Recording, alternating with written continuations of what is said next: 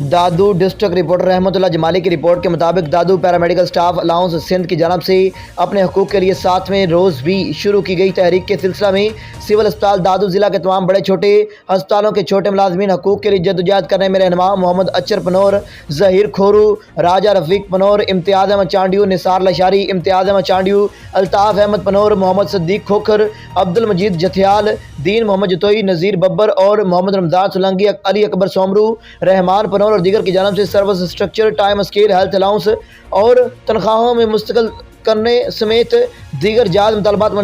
मंजूर करवाने के लिए सिविल अस्पताल दादू में हाथों में प्ले कार्ड्स और बैनर्स उठाकर भरपूर एहतजाजी मुजाहरा किया।